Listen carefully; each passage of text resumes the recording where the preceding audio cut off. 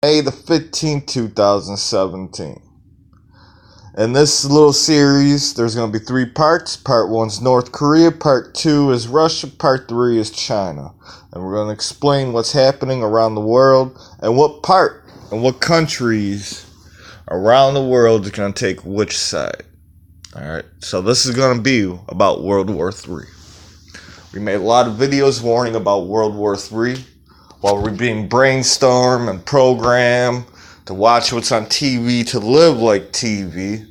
Alright, the war is in set right now. Okay, Russia got troops around the Baltic and near Alaska borders with missiles ready to go. Same with China, same with North Korea, same with America as Trump sent carriers, and we got a whole bunch of ships in the Japan Sea and the China Sea. You got NATO getting prepared, you got Europe being prepared. We're on the verge of World War III, folks. And this is the last plan to conquer the world for a one world order government. Alright, the bad one world order government. Now, one world order government, people get along and everyone unite is a good thing.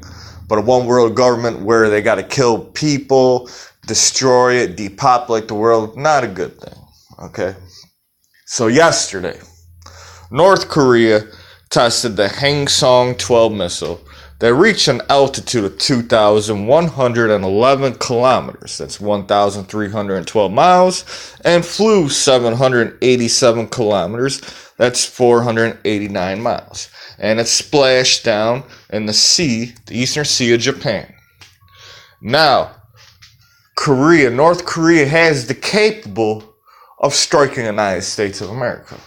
North Korea has the capital to launch missiles from their mainland to hit Japan, Guam, and the eastern Pacific Ocean, where our islands and other ports are, and hit our allies like Japan, South Korea, all of that. Now, as we watch the news, we see China panicking, don't want nothing to do with North Korea. Or America instigating it. The main reason for China to get involved is because if there was a war between North Korea and the United States of America, it will cause World War III, but Russia would have to back up North Korea, and China would not back up either states, but most likely will back up their allies like Russia and North Korea. Because if that happened, the economy of China would just collapse. There wouldn't even be a war for China to fight. But Russia is part and owns North Korea. So let's get into this. So we're going to scroll up. Back in April, before they're launching missiles and testing nuclear bombs, they've been testing nuclear bombs for years. Hayden, a retired General Michael Hayden, says that Trump administration tough talks on North Korea is an attempt to send a message, and if unchecked, North Korea could reach the Pacific Northwest within a half a decade, and that is BS because they could already do it as we speak right now. We're going to prove it. CBS News in Philadelphia on April 20, 2017 reports a super mighty preemptive strike that could wipe out the U.S. It's going to be at the bottom. And they're warning about, North Korea warns about this. And if you think North Korea is BSing, the truth is North Korea can have a super mighty preemptive strike. And I made videos on it. So here we go. We're going to go scroll down. EMP alert. Yes. I made my first video back in 2012 when the first North Korean satellite was over the United States of America. Just one EMP satellite strategically placed in the Midwest over the United States would wipe out all our electricity, all our cars, all our batteries in North America. Now they have 2 over the United States of America. Already made a video about it. Go check it out. It's a couple videos before this. But the article is going to be at the bottom. Because North Korea already got the capability to knock out the United States of America electricity grid line. Okay, number 2, the second satellite that North Korea has, I did a video last year, possibly could have nuclear weapons on board, and they could launch nuclear missiles from outer space back down to Earth. Now you wonder how they get all this technology. How does North Korea get all this technology, missiles, new missile system, when the mainstream media tell you that they're a broke nation? The truth is, North Korea, all right, is not a broke nation. North Korea is in control by Russia, the Soviet Union, and China, and they get their missiles from Russia. Russia also sends their latest and new missiles to Iran, and we're going to get in that in part 2. So people don't understand what North Korea really is, and this is what's going to put people in check in their mind.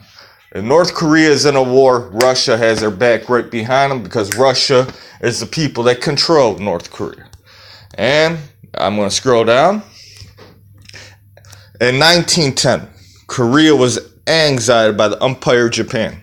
After the Japanese surrender at the end of World War II in 1945, Korea was divided into 2 zones along the 38th parallel by the United States and the Soviet Union, with the north occupied by the Soviets, that's North Korea, and the south occupied by Americans. Negotiation failed, and in 1948, separate governments were formed in the Socialist DPRK in the north and Capitalism Republic of Korea in the south. An invasion initiated North Korea led to the Korean War. All right, and during the Korean War, Russia supported and gave all their weapons to North Korea. You can read it yourself. It's going to be at the bottom. All right, so what does that mean? Russia, Vladimir Putin, used to be the head of KGB. We're going to get in part 2 about this. But North Korea is controlled by Russia. Russia has all their pawns lined up around the world. America and our allies have all our pawns, and Trump just sent carriers near North Korea and South Korea. We're all prepared for World War III to bring in the end game. You see, there can't be a new world order if there are super powerful countries. If there are America, number 1, number 2, China, number 3, Russia.